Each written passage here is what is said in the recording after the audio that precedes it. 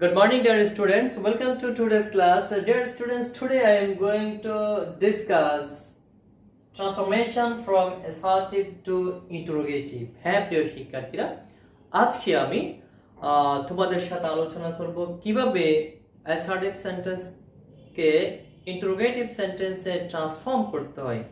আমরা আগে শিখেছি আমরা পরিবর্তন করব কিন্তু অর্থ পরিবর্তন করতে পারবো না, স্ট্রাকচারের পরিবর্তন করব without changing meaning.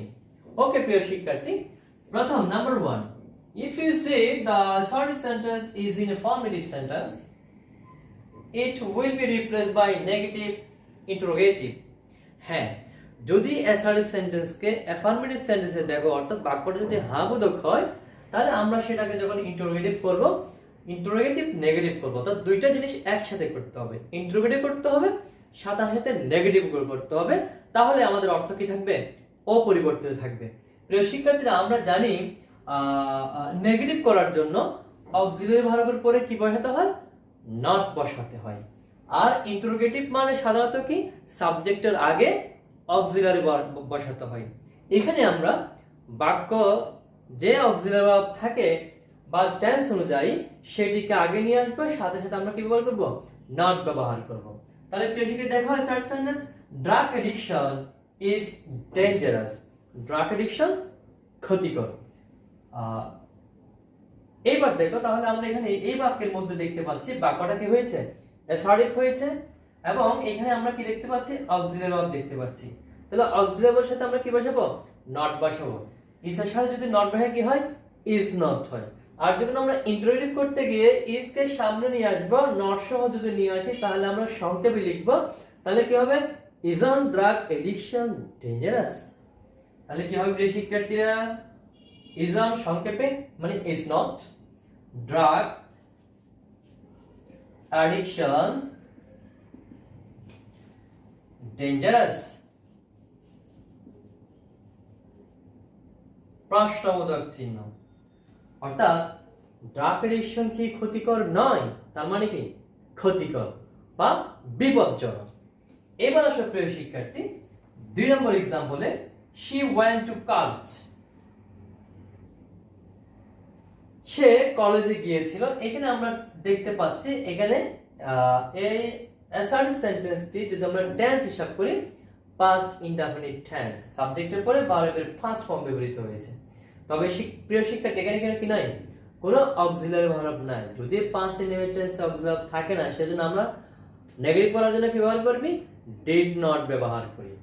আর যেহেতু এটাকে আমাদেরকে ইন্টারোগেটিভ করতে হবে, আমরা অক্সিলারি ভার্বকে কোথায় নিয়ে আসবো? নট সহ সাবজেক্টের আগে নিয়ে আসবো। তাহলে কি দাঁড়াবে? Didn't, didn't she. যেহেতু ডিড আসছে, আমরা নেগেটিভ করি কিংবা ইন্টারোগেটিভ করি, যখন এই বাক্যে ডিড অক্সিলারিটি ব্যবহৃত হবে, মূল ভার্বটা বেস ফর্মে ফিরে যাবে। তাহলে didn't she go to college, প্রশ্নবোধক চিহ্ন বসে যাবে। সে কি কলেজে যায়নি, তার মানে কি সে গিয়েছিল। এবার আসো 2 নম্বর নিয়মে, if you say the assertive sentence is in negative, then it will be replaced only interrogative. অর্থাৎ যদি প্রদত্ত অ্যাসার্টিভ বাক্যটি তোমরা নেগেটিভ সেন্টেন্সে দেখো, সেই ক্ষেত্রে আমরা শুধু অনলি ইন্টারোগেটিভ মানে শুধু আমরা ইন্টারোগেটিভ করব, অর্থাৎ অক্সিলারি ভার্বকে সাবজেক্টের আগে নিয়ে বসাবো, নট থাকলে নটকে বাদ দিয়ে দিব, বাক্যের শেষে প্রশ্নবোধক চিহ্ন বসাবো। প্রিয় শিক্ষার্থী, এখানে দেখো एग्जांपल দেওয়া আছে, স্মোকিং ইজ নট গুড, ধূমপান ভালো নয়।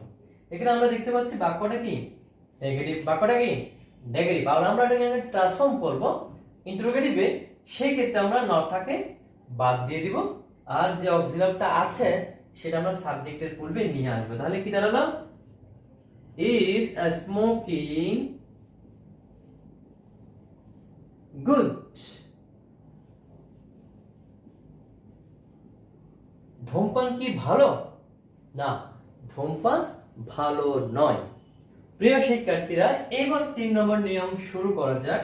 If you say the assertive sentence starts with everyone or everybody, it will replace by who does not plus verb plus extension. হ্যাঁ প্রিয় শিক্ষার্থী, যদি তোমরা দেখো যে অ্যাসার্টিভ সেন্টেন্স শুরু হয়েছে এভরিওয়ান দিয়ে বা এভরিবডি দিয়ে, সেক্ষেত্রে আমরা কি ব্যবহার করব? হু ডাজ নট ব্যবহার করব। তাহলে দেখো everybody wants to be happy, প্রত্যেকে সুখী হতে চায়। তাহলে এভরিবডির পরিবর্তে আমরা কি লিখব এখানে? Who does not, who does not want. এখানে দেখো প্রিয় শিক্ষার্থী ডাজ আসার কারণে এই এসটা বাদ যাবে। তাহলে who does not want to be happy, প্রশ্নবোধক চিহ্ন, প্রত্যেকে সুখী হতে চায়। আর ইন্টারোগেটিভের অর্থ হচ্ছে কে সুখী হতে চায় না, মানে প্রত্যেকে সুখী হতে চায়। এইবার আসো প্রিয় শিক্ষার্থী দ্বিতীয় example, everybody will know him, প্রত্যেকে তাকে চিনবে। এখানে আমরা দেখতে পাচ্ছি সেন্টেন্স কি দিয়ে শুরু হয়েছে? এভরিবডি দিয়ে শুরু হয়েছে বা এভরিওয়ান, এভরিবডি।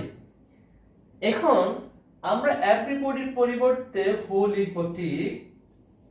এখন আমরা ডাজ নট লিখতে পারবো কিনা?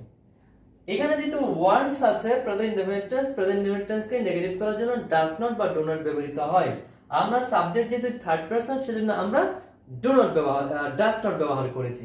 কিন্তু প্রিয় শিক্ষার্থী, এটা তো ফিউচার ইনডেফিনিট, এখানে তো অক্সিলারি ভার্ব আছে। যেহেতু অক্সিলারি ভার্ব আছে, সেহেতু আমরা ডাজ ব্যবহার করব না। এই উইলের পরে নট বসাবো, ক্যান থাকলে ক্যানের পরে নট বসাবো, শ্যাল থাকলে শ্যালের পরে নট বসাবো, আর থাকলে আর এর পরে নট বসাবো। যে অক্সিলারি ভার্ব থাকে সে অক্সিলারি ভার্বের পরে নট বসিয়ে আমরা কি করব? ইন্টারোগেটিভ করব। তাহলে প্রিন্টে দেখো who will not know him, কে তাকে চিনবে না, মানে তাকে প্রত্যেকে চিনবে। তাহলে প্রিয় শিক্ষার্থী বোঝা গেছে অক্সিলারি থাকলে অক্সিলারি পরে নট বসিয়ে আমরা ইন্টারোগেটিভ করব, সেই ক্ষেত্রে আমাদেরকে ডাজ নট ব্যবহার করতে হবে না।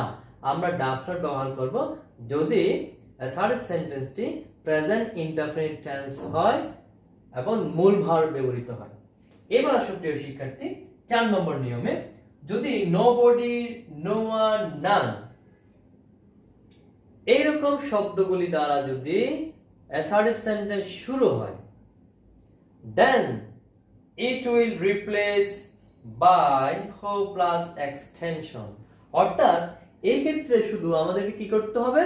nobody, none, no one এর জায়গায় শুধু আমরা কি ব্যবহার করব? who ব্যবহার করব। তাহলে বাকিটা বসিয়ে দিলে ইন্টারোগেটিভ হয়ে যাবে। আরেকটা কাজ করতে পারি, সেটা হচ্ছে nobody, no one, none কে আমরা anybody, anyone এ চেঞ্জ করব। আগে টেন্স অনুযায়ী অক্সিলারি ভার্ব আসবে, বাকিটা বসে যাবে। এবার একটু দেখো, এখানে एग्जांपल দেওয়া আছে nobody trusts a liar, nobody trusts a liar। তাহলে আমরা দেখতে পাচ্ছি প্রিয় শিক্ষার্থী, এখানে আমরা কি দেখতে পাচ্ছি? এখানে nobody এর ব্যবহার হয়েছে, সেজন্য আমরা কি বলবো? nobody এর পরিবর্তে আমরা কি লিখব? who লিখব। who ট্রাস্ট, বাকিটা বসে যাবে ট্রাস্ট আ লায়ার, প্রশ্নবোধক চিহ্ন দিতে হবে। এবার যদি আমরা এই পরিবর্তনের এই দ্বিতীয় স্ট্রাকচারে যাই, তাহলে আমাদেরকে কি বসাতে হবে? আগে অক্সিলারি ভার্ব বসাতে হবে। প্রিয় শিক্ষার্থী দেখো, নোবডি ট্রাস্ট এই জায়গায় কোনো অক্সিলারি ভার্ব নাই, এবং আমরা দেখতে পাচ্ছি সেটা present indefinite tense. Present indefinite টেন্সে যেহেতু অক্সিলারি ভার্ব নাই ঘটনার মধ্যে, বাইক থেকে আনতে হয় ডু বা ডাজ কে। যেহেতু নোবডি সিঙ্গুলার, আমরা বাইক থেকে কি আসবো? ডাজ ব্যবহার করব। তাহলে কি হলো? ডাজ, নোবডিটা কি হয়ে যাবে? এনিবডি বা এনিওয়ান। যেহেতু নোবডি আছে, আমরা এনিবডি লিখব। ডাজ এনিবডি ট্রাস্ট, ভার্বটা বসে যাবে এবং এসটা বাদ যাবে, যেহেতু এখানে কি আসছে? ডাজ আসছে। Does anybody trust a liar, কেউ কি মিথ্যাবাদীকে বিশ্বাস করে না, কেউ মিথ্যাবাদীকে বিশ্বাস করে না। প্রিয় শিক্ষার্থীরা, এবার আমরা 5 নম্বর নিয়ম নিয়ে আলোচনা করব, সেটা হচ্ছে never, nothing will be replaced by ever or anything in interrogative sentence. when you go to transform assertive sentence into interrogative. Never থাকলে ever লিখবো, nothing থাকলে anything লিখবো। এবার একটু এক্সাম্পল দেখি। He never drank tea. সে কখনো চা পান করেনি। আমরা একটা never দেখতে পেয়েছি। তাহলে never থাকলে আমরা কি লিখবো প্রিয় শিক্ষার্থী? ever লিখবো। কিন্তু আগের নিয়মটা ফলো করতে হবে। কি রকম? আমরা যদি এখানে never মানে এখানে not এর অস্তিত্ব আছে না বোধক। আমরা আগে পড়েছি not থাকলে not কে বাদ দিব। সাবজেক্টের পরে অবজেক্টকে আগে নিয়ে যাব। কিন্তু এখানে অবজেক্ট আছে নাই। এটা drank, drink এর past tense। তাহলে বাইরে থেকে আমাদেরকে অবজেক্ট আনতে হবে। তাহলে অবজেক্ট আমরা কি পাবো? did। শুরুতে নিয়ে আসবো সাবজেক্টের আগে did, সাবজেক্ট লিখবো he, did he। never কে আমরা পরিবর্তন করব কিভাবে? ever বসে যাবে did he ever drank। drank হচ্ছে past form, did আসার কারণে বেস ফর্মে চলে যাবে drink। drink tea প্রশ্নবোধক চিহ্ন। সে কি কখনো চা পান করেছিল? না, সে কখনো চা পান করেনি। প্রিয় শিক্ষার্থী, স্ট্রাকচারের মধ্যে পরিবর্তন এসেছে, অর্থের পরিবর্তন হয়নি। এবার আরেকটা एग्जांपल দেওয়া আছে, সেটা হচ্ছে নাথিং থাকলে আমরা এনিথিং লিখব। Nothing can change his life. Nothing can change his life. তাহলে প্রিয় শিক্ষার্থী, আমরা নাথিং এ কি লিখব? এনিথিং লিখব। তো নিয়ম অনুযায়ী এখানে কিন্তু কি আছে? আমরা বলেছি নট থাকলে নট বাদ, অর্থাৎ এখানে নো কে বাদ দিয়ে আমরা পজিটিভ ওয়ার্ড লিখেছি এনিথিং। অক্সিলারি ভার্ব আছে, বাইরে থেকে আনতে হবে না। ক্যান সেটিকে সাবজেক্টটাকে নিয়ে আসবো। তাহলে কি দাঁড়ালো? ক্যান এনিথিং চেঞ্জ ভার্ব বসে যাবে হিজ লাইফ প্রশ্নবোধক চিহ্ন। Can anything change his life, অর্থাৎ এমন কিছু আছে যা তার জীবনকে পরিবর্তন করতে পারে। কিন্তু প্রদত্ত সেন্টেন্সের অর্থ হচ্ছে কোনো কিছুই তার জীবনকে পরিবর্তন করতে পারে না। প্রিয় শিক্ষার্থীরা, আজকে আমরা কিভাবে অ্যাসার্টিভ সেন্টেন্স থেকে ইন্টারোগেটিভ সেন্টেন্স পরিবর্তন করতে হয় অর্থ ব্যতি রেখে সেরকম 5টি নিয়ম নিয়ে আলোচনা করেছি।